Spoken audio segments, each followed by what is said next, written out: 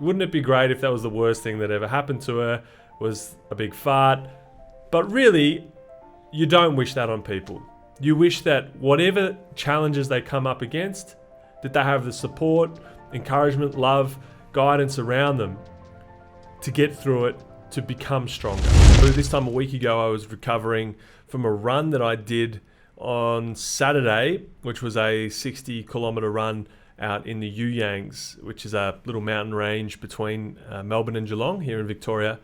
And I decided to do the run on Tuesday, and then I ended up doing the run on my own. And so it's sort of up and down the mountain a few times and around the mountain and all these sort of things. 60 kilometres is a pretty long way. It's a lot of ground to cover. And I pulled up really well, fortunately, so that's great. I'm stoked about that.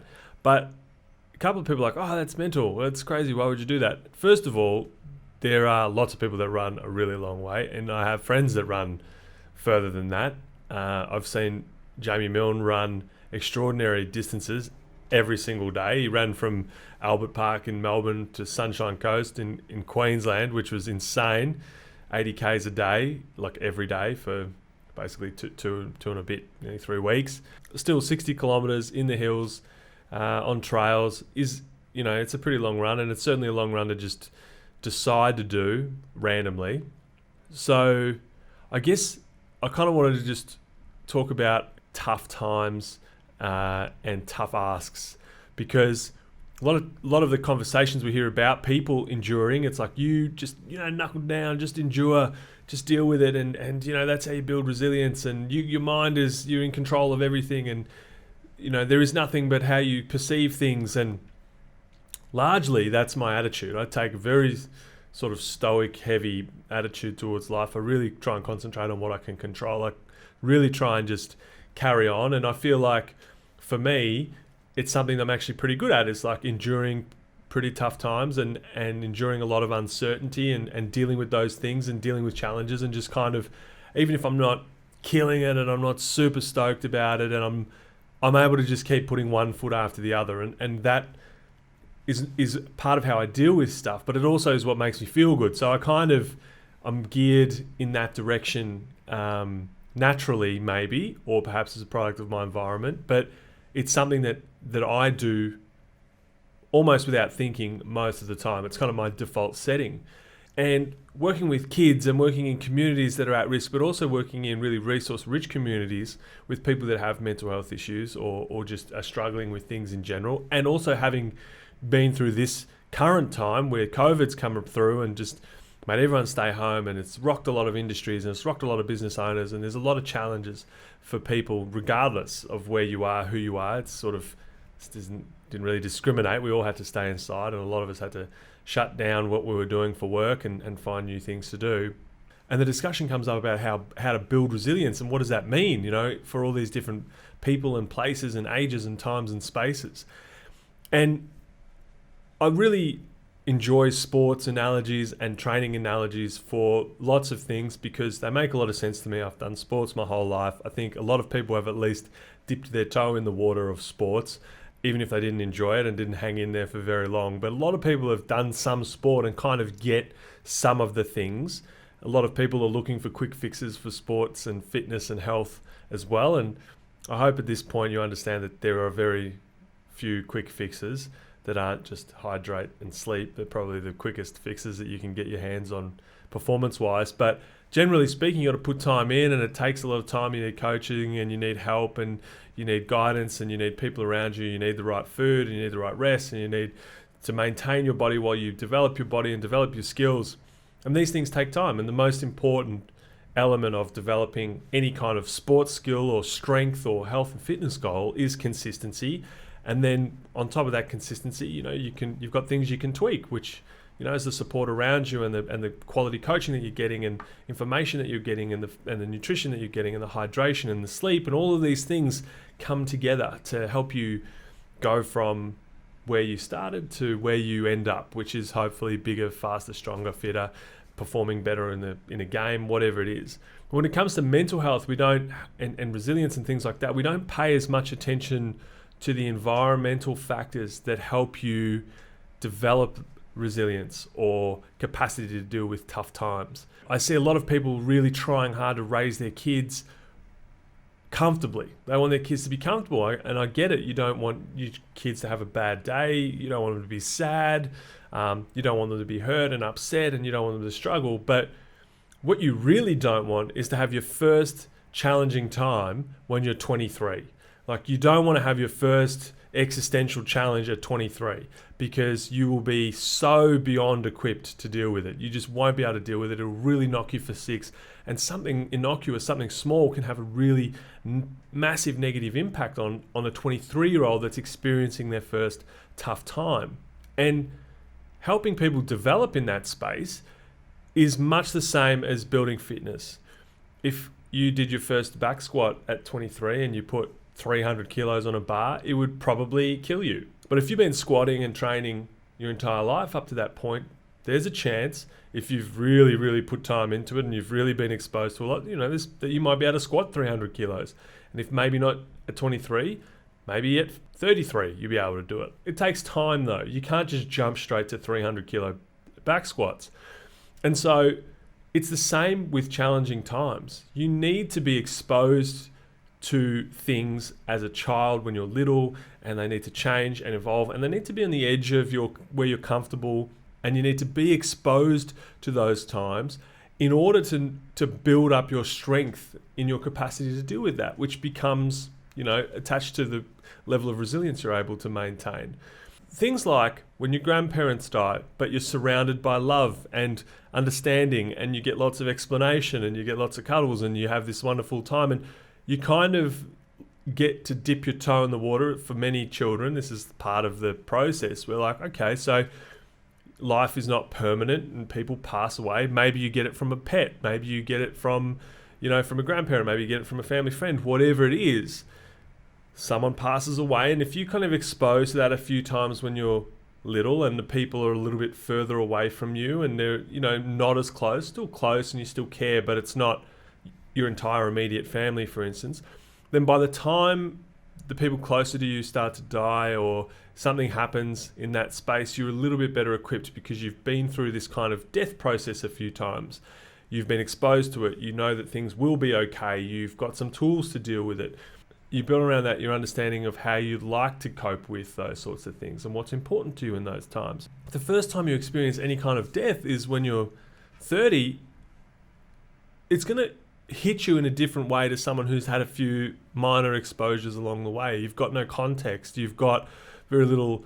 People don't spend a lot of time thinking about death. So obviously there's some people who are like, I think about it, I'll be fine. And maybe you will be. But a lot of people don't spend heaps of time thinking about death. So first time it gets you can be really hard. And at that point, your support mechanisms look a lot different. You're not living with your parents. You're not deferring to their judgment. You're deferring mostly to your own judgment. You're surrounded with friends. Some of them aren't understanding of you not getting it. Like, yeah, of course, your grandparents died. I mean, like, you're 30. What? Of course, it was going to happen. Like, what are you surprised about? Like, there are these sorts of things, these challenges that you come across when you're not exposed to challenging times.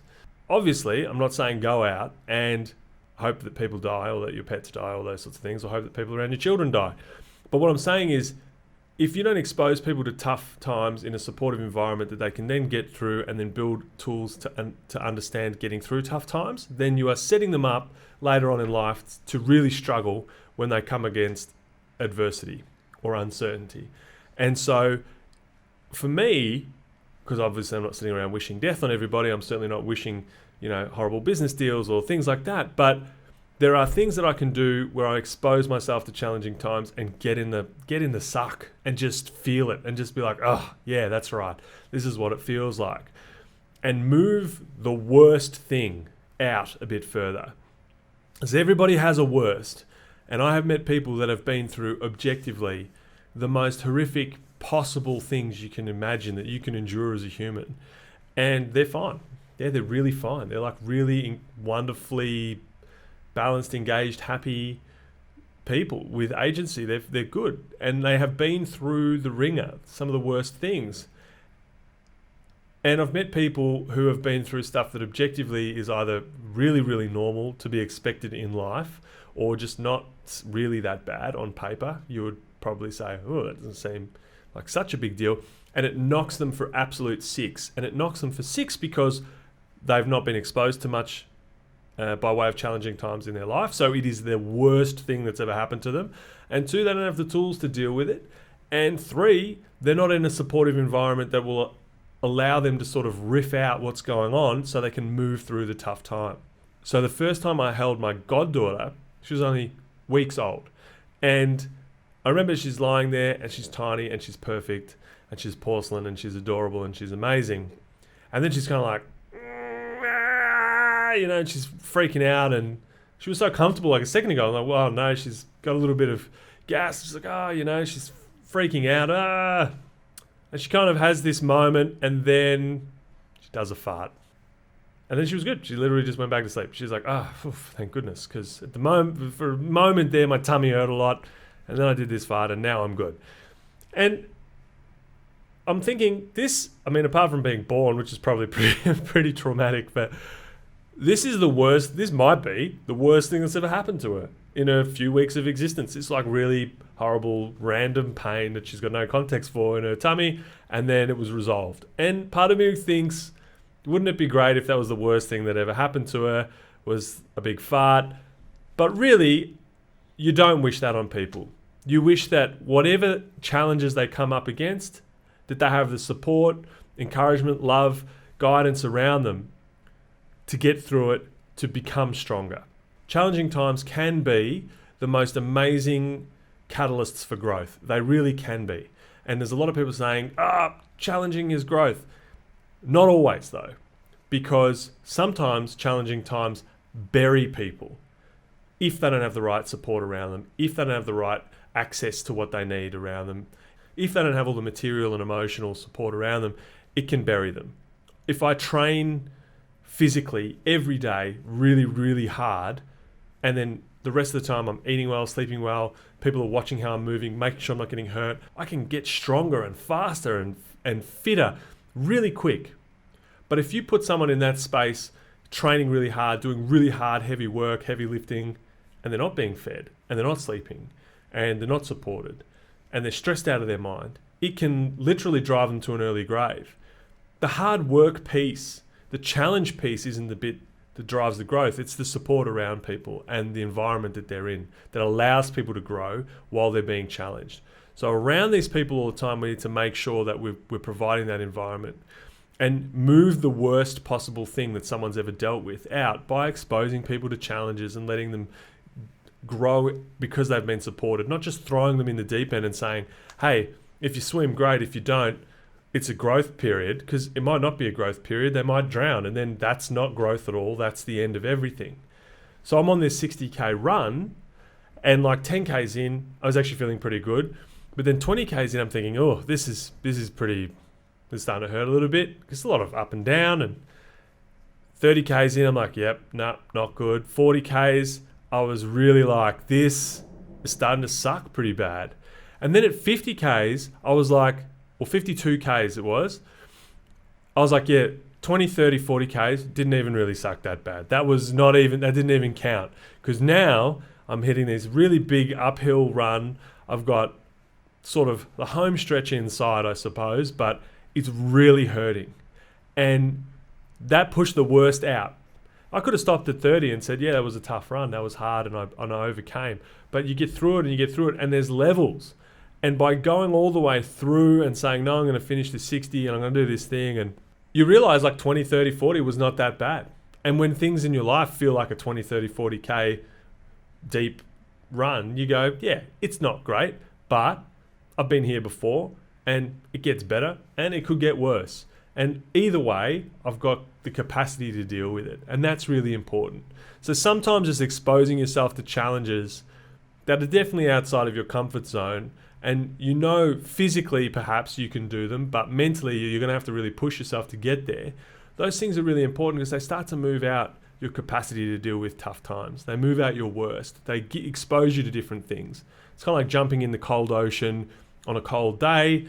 When you get out, the cold day doesn't feel so cold anymore because it was so bloody cold in the ocean. Pushing that window out, working on those things. I just feel like we need to do a better job of making sure that when people are in tough times, we're really looking after them, that we're creating environments where tough times turn into growth times and not into burying people times.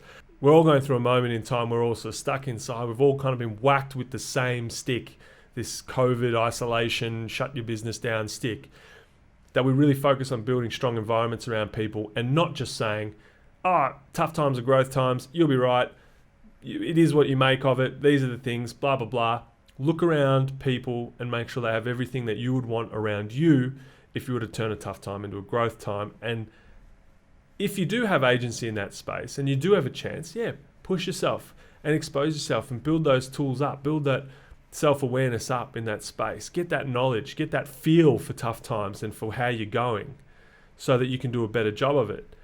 And at the same time, know that, well, when I did the run, I had lots of food, I had lots of water, that all made a difference. If I didn't have it, I wouldn't have probably been able to do it, or I wouldn't have been able to do it in the time that I did it. It would have taken me 2 or 3 times longer.